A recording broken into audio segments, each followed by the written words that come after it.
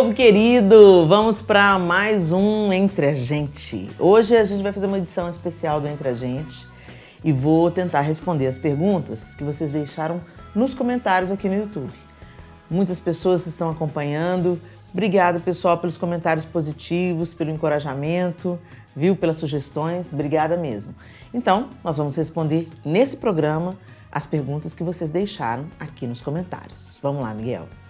Pergunta da Cris Stutz. Qual sua opinião sobre tatuagens? É pecado? Ô Cris, essas questões são muito delicadas, né? Algumas pessoas têm um embasamento em textos bíblicos que diz pra gente não marcar a nossa pele, né, e tal. Mas eu acredito o seguinte, que eu não acredito numa hipergraça, né? A graça que a gente faz o que quer da vida. Não, mas eu sou salvo pela graça. Sim, nós somos salvos pela graça, mas também somos responsáveis pelas nossas escolhas. Então, eu não julgo ninguém que faz tatuagem. Conheço pessoas maravilhosas, amigos próximos, queridos, que têm uma vida consagrada diante do altar de Deus e que têm tatuagens, né? Eu particularmente não gosto, não faria em mim, por uma questão estética. Eu acho que a tatuagem, em alguns aspectos, ela pode fechar portas para você, né? Por exemplo, no Japão, eu estive no Japão recentemente, né? E lá, quem é tatuado não pode frequentar uma piscina pública, por exemplo, né? Coisas da cultura. Às vezes eu vou para um determinado emprego, por exemplo, se eu quero me candidatar a um trabalho na Disney, para servir na Disney, por exemplo. O que eu fiquei sabendo? Se você tem uma tatuagem, você não pode trabalhar na Disney, entendeu? Então eu acho que a tatuagem é algo muito definitivo, a gente muda de gosto, a gente muda de opinião, ao longo da vida tanta coisa acontece, eu acho a tatuagem uma marca tão definitiva. Então mais do que perguntar se é pecado ou não, eu acho que eu não diria que é um pecado, mas eu diria que isso se enquadra naquilo que o apóstolo Paulo diz. Todas as coisas me são lícitas, mas nem todas me convêm. Todas me são lícitas, mas eu não me deixarei dominar por nenhuma delas, né? Então, eu acho particularmente que a tatuagem fecha portas, as pessoas podem te julgar e podem não querer te dar um emprego simplesmente porque você tem tatuagem. Ah, mas isso também, Helena, é um absurdo, não sei o quê, isso é um preconceito. Não, o empregador, ele procura um perfil de pessoas, né? Então, quando você faz uma tatuagem, você tem que estar pronto para bancar a sua decisão de ser excluído em alguns nichos e não atender à expectativa de algum empregador que já tem um perfil desenhado para aquilo que ele deseja. Então, vale a pena pensar. Eu não faria. Pergunta da Renata Megumi. Fala, Renata. Como está sendo a sensação de passar pelo processo da casa ficar vazia com a saída dos filhos? Ah, Renata, é estranho, né? Mas eu acho que mais do que a sensação da casa vazia, porque não tão vazia, né? O Miguel se casou, a Clara não mora mais com a gente, mora sozinha. Mas nós temos ainda o Arthur e a Sofia aqui com a gente. Então a casa ainda tem muita opinião, muita conversa boa. Além do mais, os nossos filhos vêm na nossa casa nos finais de semana. A gente sempre que pode, a gente está junto. Então, esse aspecto da casa vazia, o ninho vazio, eu ainda não estou vivenciando. Agora o estranho é ver as agendas dos filhos, né? Antes eles eram todos condicionados à minha agenda particular, mas hoje não. Hoje a gente tem que organizar com a agenda deles, porque eles também têm faculdade, têm ministério, né, têm trabalho. Então, isso é que eu estou estranhando mais, né? Ninguém está disponível todo o tempo. Eu acho que isso eu estou sentindo mais. Pergunta da Daniela Ferraz. Fala, Daniela. Coloquei meus filhos em colégio cristão. Ajuda ou não faz diferença? Ajuda, sim. Ajuda, mas a gente tem que lembrar que o colégio cristão, ele não é responsável pela educação cristã dos nossos filhos. Ele vai ser um parceiro, ele vai ser um cooperador, ele vai vir para somar aquilo que a gente está plantando no coração dos nossos filhos, né? Eu acho que o cristianismo, a nossa fé, ela é inculcada nos nossos filhos desde tenra idade, mais até do que pelas palavras, pelo nosso próprio exemplo, pela maneira como a gente vive a vida. Eu acho que nós, como pais, temos que viver de uma maneira coerente com aquilo que a gente gente ensina e a escola cristã, ela é uma ótima parceira no processo, por um lado. Por outro lado, colocar o seu filho numa bolha não vai resolver, né? A gente tem que proteger os nossos filhos, sim. A gente tem que privá-los de coisas ruins, de lixo, né? Intelectual, ideológico, mas a gente também tem que conversar com os nossos filhos sobre a realidade onde eles estão inseridos. Porque vai chegar um momento que eles vão ter que encarar uma universidade. E aí, como é que vai ser? Né? Então eu acho que o Colégio Cristão é uma ótima parceria, mas que a gente também tem que ter essa preocupação de não colocar a criança, protegê-las, mas não deixá-las alienadas. Essa é a palavra. Pergunta da Nayara Martins. Helena, estou com muita dúvida sobre o momento certo de ter filhos. Tenho 30 anos e gostaria de fazer alguns projetos. Como você me aconselha sobre isso? Olha, a palavra de Deus diz assim que herança do Senhor são os filhos e o fruto do ventre o seu galardão. Eu acho que o projeto mais bem sucedido da minha vida foi a maternidade.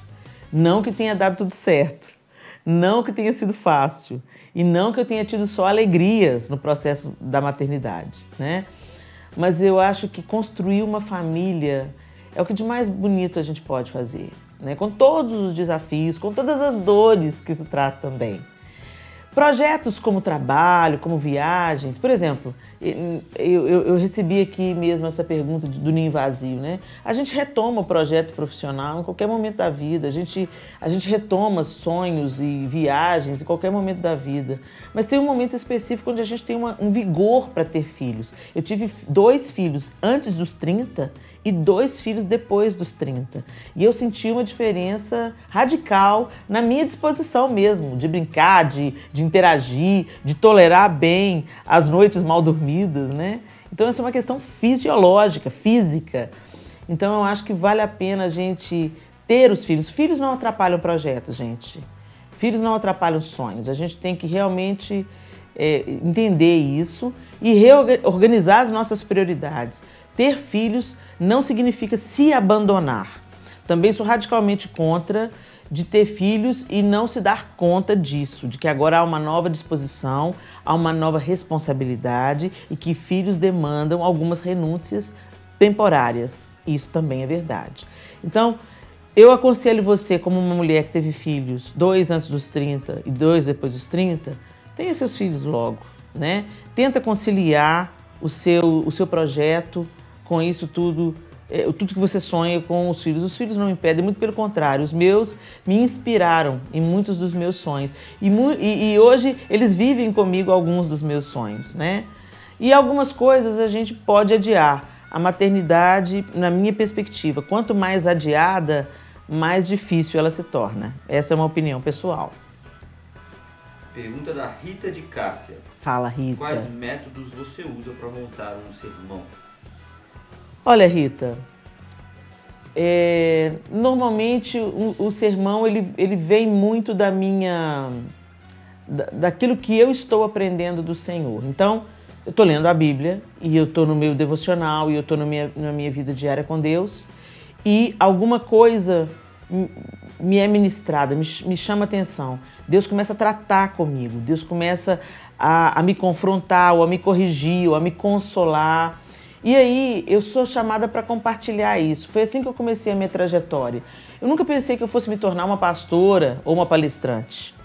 Eu comecei contando para as pessoas as coisas que Deus estava fazendo na minha vida e o que eu aprendi lendo um livro da Bíblia ou lendo um versículo específico, ou como Deus estava me confrontando com o meu pecado, a minha maneira que eu estava vivendo e tal. E aí disso surgiu os convites para pregar, né? Então hoje muitos me dão os temas. As pessoas, muitos dos lugares onde eu vou ministrar, eles me dão um tema. Então eu vou pesquisar, né, com a concordância bíblica, com a Bíblia, vou buscar instrução, o que a palavra de Deus fala sobre aquele assunto que eles me deram o tema, né? E muitas vezes eu permeio com as minhas próprias vivências, né? Com as minhas próprias experiências. Lembrando sempre que a palavra de Deus é a base de tudo, ela é o norte, né? E começou a chover aqui, uma chuvinha tão linda, mas eu vou ali fechar a janela. Aguenta aí, peraí. Aqui é tudo de verdade. Ai, que coisa boa. Pronto. Estou de volta, a janela está fechada e vamos continuar. Então é isso, é assim que eu preparo as minhas palestras, né? Eu não tenho pretensão de dizer assim, poxa, eu sou uma teóloga e eu preparo um sermão expositivo, assim. Eu estudo, me esforço, me inspiro e tenho buscado crescer cada dia mais. Porque eu acho que aquilo que Deus nos entregou nas mãos para fazer nunca pode ser negligenciado, né? Tem tantos mestres por aí que eu admiro tanto, Edmé Williams, Hernandes Dias Lopes, pessoas assim Luciano Subirá, né? Os caras são feras. Eu sou fiote, eu sou uma mulher comum, como está designado no meu perfil lá no Instagram, né? Uma mulher comum que crê em um Deus extraordinário. Então, é isso, parte das palavras que eu ministro vem sob encomenda, né? Os congressos que me convidam normalmente me dão um tema, eu vou estudar e vou buscar o que a palavra de Deus diz sobre aquele tema. E outras coisas surgem da minha vida diária, do meu devocional ou de situações que eu estou vivendo e aprendendo de Deus e eu compartilho isso. A Angélica da Silva está perguntando, o que te dá raiva? O que faz você perder a cabeça? Ixi! Ai, Angélica, como eu queria ser mais mansinha. Tem tanto de coisa que me faz perder a cabeça. Vamos lá.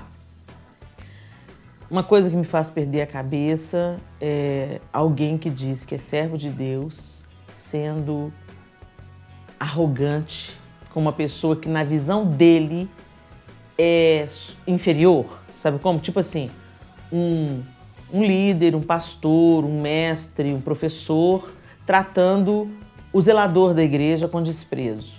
Isso me tira do sério. Nós não somos superiores uns aos outros, cada um no seu quadrado, cumprindo o seu chamado, né? Então, a arrogância, por causa de um título, ou de conhecimento, ou de dinheiro, isso me tira do sério mesmo. A pessoa que trata mal outra pessoa porque ela acredita erroneamente que é superior a ela. Isso é uma das coisas que me tira do sério. Me tira do sério também casa bagunçada. Eu chego de viagem, deixei a casa toda arrumadinha, quando eu chego tá a bagunça, entendeu? E eu não moro mais com crianças, então isso também me tira do sério, me deixa bem brava.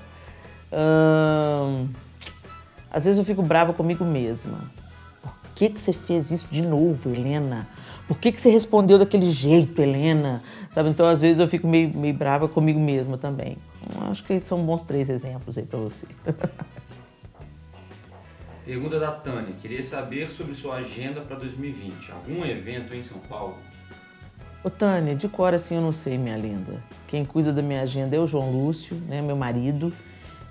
A gente trabalha junto na definição da agenda, mas muitas coisas eu não me lembro, depois ele vai me lembrando. Olha, eu sei que esse primeiro semestre, todas as datas disponíveis para ministração já foram fechadas, porque eu não viajo de segunda a quinta, né? Segunda a quinta eu sou dona de casa, mãe, e esse ano eu estou fazendo um curso, eu e o João estamos fazendo um curso à noite, o que vai nos impossibilitar, inclusive, das viagens internacionais, que às vezes nos demandam mais tempo para atender convites fora do Brasil. E no segundo semestre ele está praticamente fechado. Temos a caravana de mulheres para Israel, temos viagens para fora do Brasil também, para os Estados Unidos, para Londres, até onde eu sei. Mas eu não sei, ano passado a última ministração do ano foi em São Paulo. Agora esse ano, eu sei que tem Campinas e não vai demorar muito, acho que é junho, início de junho tem Campinas, mas São Paulo capital, de memória assim, eu não me lembro. Eu sei que tem Campinas e Santa Bárbara do Oeste no início de junho.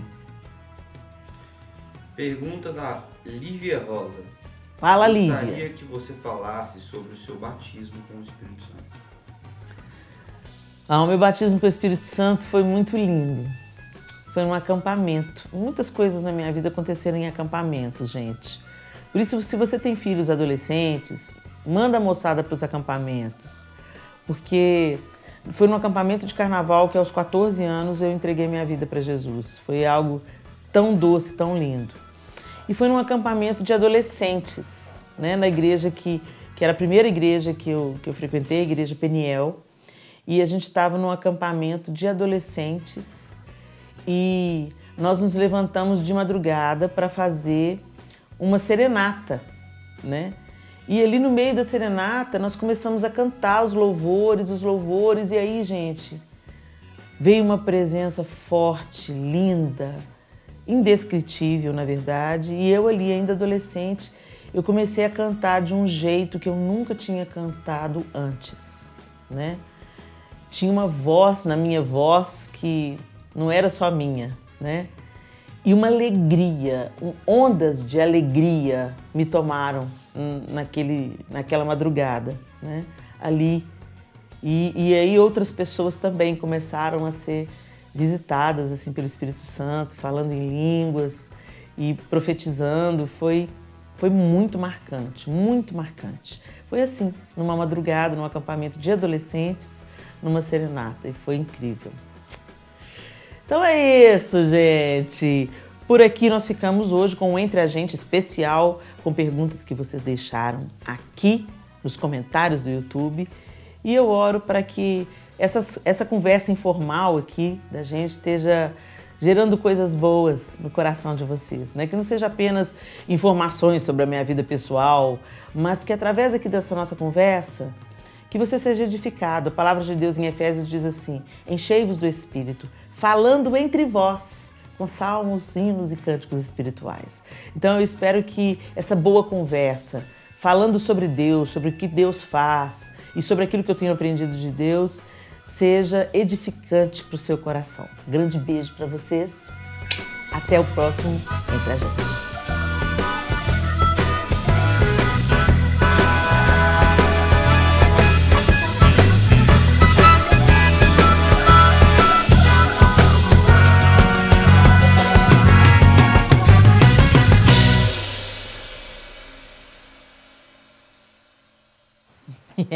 Aqui é tudo de verdade.